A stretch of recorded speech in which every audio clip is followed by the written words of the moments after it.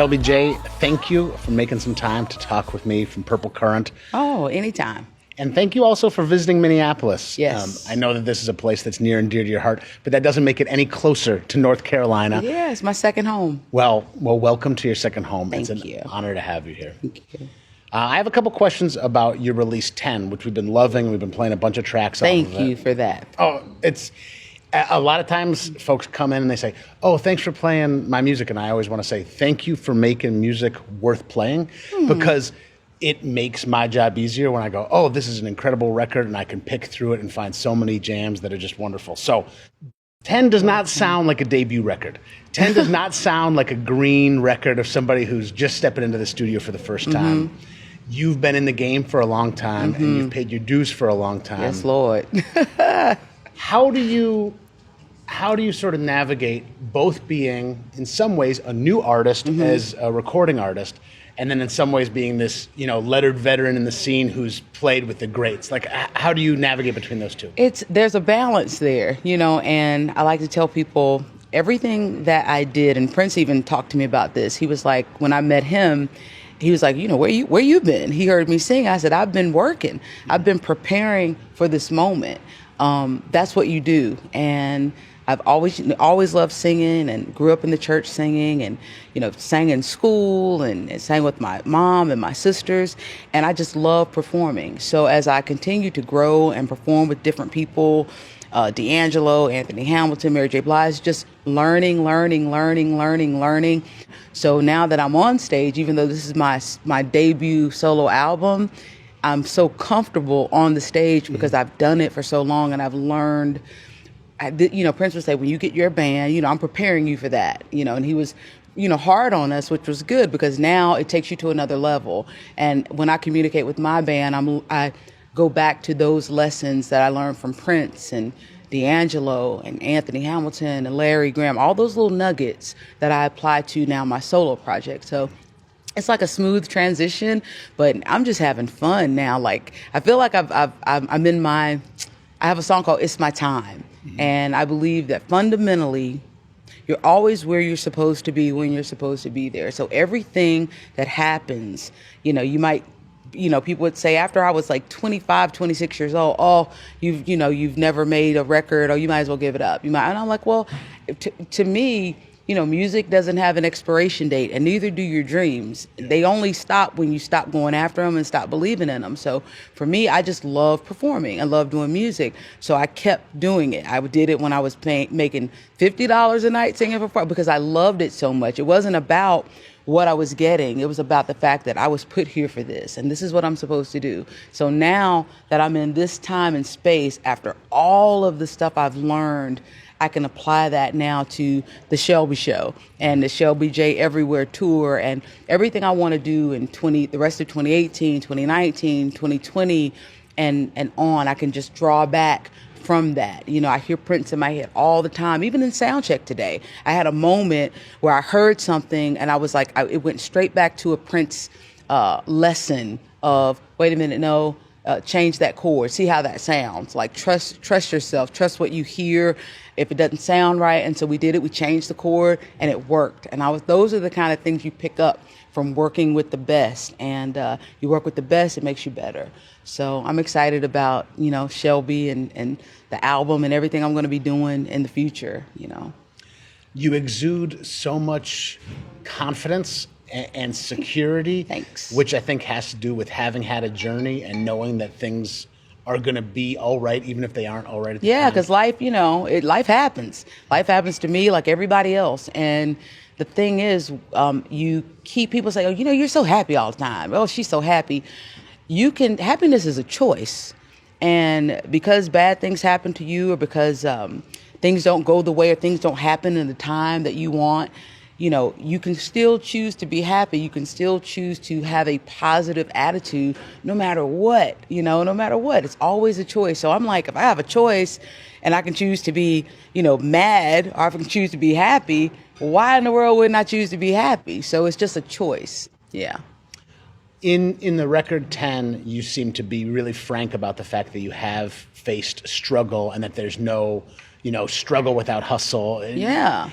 And that comes through. And I was going back to some of your earlier work and listened to that incredible tune, North Carolina, with you and Anthony on it. Yeah, Prince produced that and played every instrument on it. Are you serious? He even played the tambourine on that. He's the only musician on that song. The only one. I can't tell you how much of a head scratcher that is to me, because if there's one thing when I'm trying to extrapolate some differences in your music from Prince's music, which is easy to do because you are both incredible musicians who make different sounding music, you do sound earthier and more from the church tradition. Right? Absolutely. Not to say Prince wasn't without those impulses, but I hear it more front and center. And on that song, I would have guessed Anthony Hamilton or yourself. It did not sound like the work of a Minneapolis person. It sounded earthy and churchy. We worked on it. I mean, we built the song together in the Studio A, and even when I was writing the song, and he said, when I get to a place like writer's block, and I was working on a verse, and he said,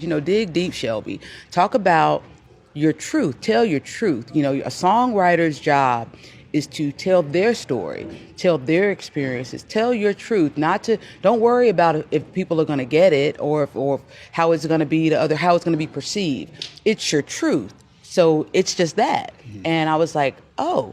And so then I kind of let go and stopped kind of thinking about, how would this sound? I just wrote my truth. I wrote about, being 7 years old and there being a Klan rally and people dying in my hometown and what that meant and what seeing that as a young girl meant and how that shaped how I viewed things. And just, I dug deep and I said, are you sure people are getting, he goes, write your truth. And we sat there and worked it out, and he worked on the drums, and I went back to, the Country Inn and Suites and came back the next day, and he had done the bass line and some other stuff on it. And then Anthony flew in and he added his stuff. I mean, it was really organic, but we built on it. It took us about 3.5, maybe 4 days to really complete it. And he didn't let me hear it. I went home, I was back in North Carolina, and he's like, I'm gonna send you something. He called me, I was gonna send you something. And I was like, okay. And I got it, and it was the finished version of the song. And I was like, oh man. And I'm so glad we did that. I mean, especially with him being gone now, that's a special song. I wrote all the lyrics. He produced the music, and I said, he helped me through it. And I said, I want to, split I need your publishing information. I'm registering the song. He goes, no. That's for you. And I said, no, this is, you helped me with this, and we did this together. And I wanted to show that it's something that we did together. I insisted, and he was like, okay. And so we have that. And he doesn't have a lot of co-writes with people, and but he's all up in that song, and I'm really proud of it. Did you find that you had a while where it felt surreal to get advice and care and support from a person with as large of a reputation as Prince? You're talking about getting guided through writing a verse and saying, speak your... I want to pause and go, that lyric, it's hard to say. I love that lyric about the Klan because that's not normal. But that lyric gave so much texture to your childhood. Because you threw it in. You go, I grew up a tomboy. And then you say, and I remember being scared and hating the Klan. And you go, okay. And I didn't understand it. I couldn't process that at 7 years old. It was just too much. It's like, what? But... yeah. And Prince coaxed some of the courage out of you to share that. At first, were you going like, this is a voice I grew up with? At what point were you able to start interacting with the advice, with the collaboration, with the input, human to human? When I was a Prince fan growing up, my sister Kim was the biggest Prince fan. I was into Michael Jackson, and I would have Michael Jackson posters up. She had more Prince posters all over her wall, everything. I mean, she was the one. So it was great when I got to introduce her to Prince. That was a great moment. But he was my brother. He was my boss at first. Okay. And I always had people trying to tell me how to be around him. And I love the fact that I'm from the South, and I was raised by a loving mother, a loving father, a loving grandmother, a loving grandfather that taught me to always... My grandpa would say, Shelby, wherever you go, you're going to take yourself with you. So try to like yourself and try to be the kind of person that people are going to like, you know? And so when I got around Prince, I was just me. And, you know, people would tell me, oh, don't do this. Don't, you know, he's not going to like, I'm like, well, if I start switching up, that's a real slippery slope. Now, I'm not saying that you don't adjust and grow and evolve, but to just, you know, kind of change and be like, oh yeah, Prince, 1 + 1 is 7. You know, whatever you say, you know, it's like that's not real. And so I think he appreciated me being real, and we would go at it sometimes. I didn't always agree with him. He didn't always agree with me. And sometimes I'd be like, man, listen, you know, Prince, but that's a real relationship. That's what happens with brothers and sisters. That's what happens with husbands and wives. That's real. You know, it's not always rainbows and stuff like that, but the love is there. And it grew from Boss through 2007 Super Bowl, 2007 being at the O2 Arena, being together every day, living in London for like 3.5 months. You know how like a relationship grows. It just naturally grows over time.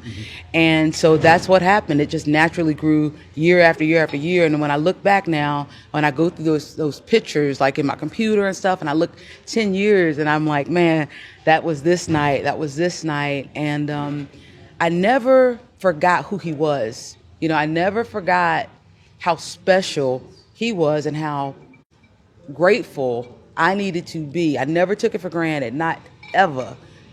Grateful to be in his presence, learning from him, even when I didn't want to hear it, you know, even when it was like, okay, yeah, you're right. You know, that tough love, that real tough love. I appreciate that. But I never one time forgot how special a little girl from North Carolina, I'm like, I'm rolling with Prince, and like, thank you, God, for this opportunity.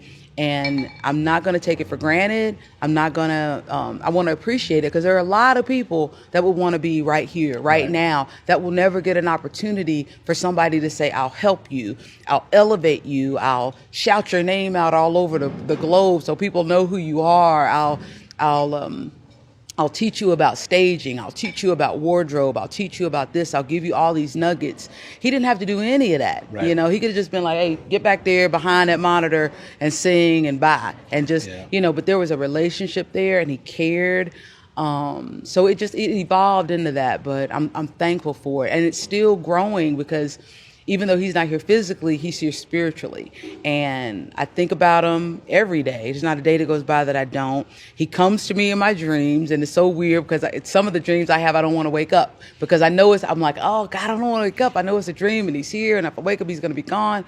But he gives me advice, and a lot of the things that I'm figuring out now, some of the stuff, you ever have a person, they tell you something, you don't get it when they tell you, it takes time, and you go like, oh, I'm having a lot of those, like, listen to me now, like, believe me later on. Right. I'm like, oh, that's what, you know, I'm like, okay, all right, okay, Prince, I get it. So yeah, he was the bomb. You're doing a 2-night stand at the Dakota, and this you were talking on your social media, this place is very near and dear to your heart, even more than Minneapolis. The Dakota is a special place for you. Oh yeah, first time I came here was with Prince. We sat right up there. We finished rehearsal, and he's like, hey, come roll with me. We're going down this spot, you know, hear a band. I was like, okay. And I just, you know, you just roll. And we came to the Dakota, and we came right through that back door, went up those steps, sat at that table. He loved this place. He supported this place. He told me, he said, you're going to be playing here. Years later, he was like, yeah, you're going to be playing here. You know, you're going to be playing here. And I'm like, okay, you know, I hope so. That would be fantastic. I'd love to do that. That was before I had written any of the music that's on 10, you know.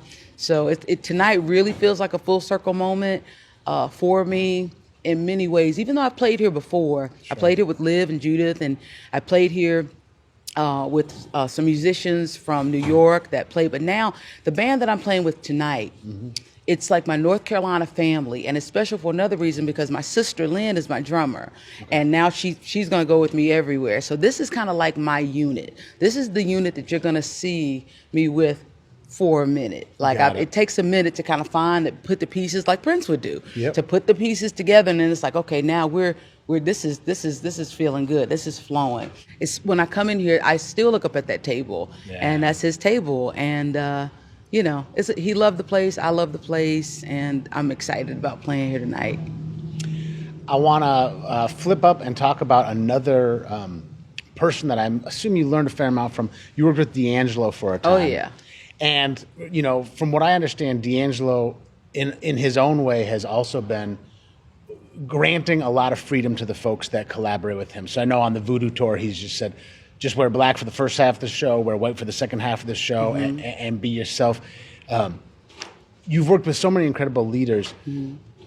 What stands out to you about some of the differences, some nuggets or gems that you would get from a Mary J. Blige or from a D'Angelo that you didn't get from a Prince? Wow. Well, with D, wow, that was, 1999, 2000. I was the only girl in the band. And it was me and 12 guys. I got Pino Palladino over here. I got Questlove behind me. I got Jeff Lee Johnson killing the guitar. I got Anthony Hamilton singing backgrounds, which is how I got in the band in the first place. It was, I became like the mother, sister, watcher, advice giver, taker, carer of, with D, he's serious about his music, and people, sometimes he goes away for a minute and they're like, oh, I wish he was out doing tours and everything. But it's like, don't get it twisted. Not for 1 minute. This man was born with a gift. He was born with an anointing, and you don't even pick that. That's just your anointing. And sometimes you have to even figure out how to make that practical for you, because it's a very powerful gift when you're given that. But I learned from him, be free as well. So one of the things, we started in black. Next thing I know, he wanted a funkadelic kind of vibe. I had paint. I was like, I said, I got this paint. I was putting things on my face. And Anthony, we went out to a costume store. He had like a boa. I ended up in a big feather mask with leather and everything. And Dee was like, yeah, that's what I'm talking about. Let's get it. And we would just go out there and give it all we had. Now he was serious about the notes and about the harmony and the tone and everything and the music. And we would rehearse without him, just like P. The band would be tight. He'd separate the vocals to get the harmonies right and everything. He was super serious about making sure that people come and had a good time and enjoyed the music, but also enjoyed the show as well. And we put on quite a show. You were with D'Angelo in 99? In 2000. Yeah, I did the Voodoo tour. Okay. That means that you performed the greatest single show I've ever seen in my entire life. Where was that? At the Orpheum. Oh, yeah. So I've gotten to meet Jeff Lee Johnson. I've gotten to meet Questlove. Oh, yeah. I've never gotten to meet Pino Palladino. I'm a bass player myself, so he's like a hero. But that was the most incredible display. It was Amel LaRue, who I also sang with. Oh, okay. I sang with Amel. I did background for her in 1996. That was actually like my first background singing professional background singing job. Was they got a hit song called Tell Me, and they didn't have a band, so they put together a band in like 3 days, and we were like out on the road 4 days later singing Tell Me. And the Fugees were opening up before her because the score hadn't even come out yet, but they were all on the same label. So it was like Maxwell, the Fugees, George Clinton, and Groove Theory. And we did like a black college tour and stuff like that. So yeah. So Amel's like looking at me with D like, oh, she's with you, and we're still cool because when Prince was looking for opening acts, I called Amel, and she ended up being one of his opening acts for the Forum shows. So Prince is like, you're the glue. He would always tell me, he's like, Shelby, you're the glue. You're the one common denominator between us.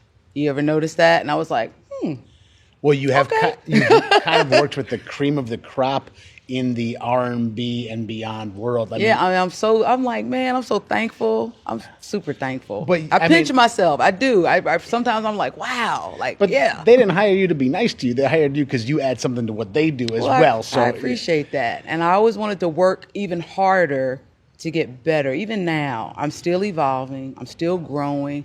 I never get to a place where I'm like, okay, this is it. It's like, no, there's more to learn. There's more to soak up. There's just more, Yeah. It's not everyone who gets to play with these elite leaders, but it's also not even everyone who does get to play with these elite leaders who can then step up on stage and carry it themselves. I've been in a lot of ensembles where you hear the best harmony singer, and when he or she steps up to take the lead, you go, it's a mess.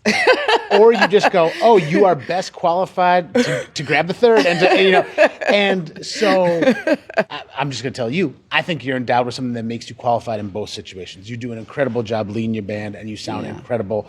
I've seen you perform more times than I knew, but I've also saw you at the Prince concert at XL Energy Center, not the Prince concert, but the Prince tribute concert. Yeah. What do you think made that transition relatively seamless for you from going in a support role, which is still very difficult, to carrying it? Wow. I think that I started my first band in 2003 called Black Gypsy. I was in New York, singing at night in all the clubs, Groove, the Red Lion, the Village Underground, the Cafe Y. I was leading the open mic at Sylvia's. I was in front of the stage, having to hold a stage down for 4 hours a night. No rehearsals with the band. We would show up and we would figure it out, and we would just go off spirit and vibe, and you needed to know a gazillion songs. There were tourists coming from all over, and it's like, we're just gonna vibe, and you had to know the material, call out the notes and everything like that, the keys of the songs.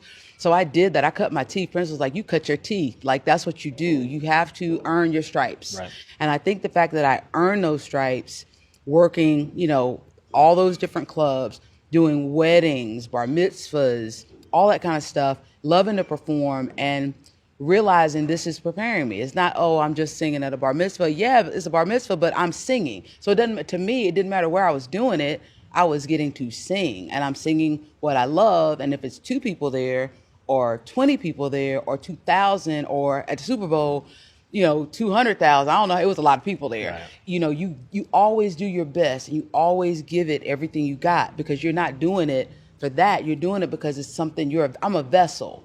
So I can be a vessel playing Robin to Batman. That's why I told Prince, I'm like, I love being Robin. Right. Because Robin's in the sidecar. He's going to go everywhere Batman goes. He ain't got to do nothing but just sit there, like he's ready. But I can also be Batman because I've learned from Batman's. And so I can just jump into that role too. So I think just the seasoning, the seasoning, all those years of seasoning and all those different situations have prepared me for this. And I can still sing back. I did background for D at the Roots Picnic.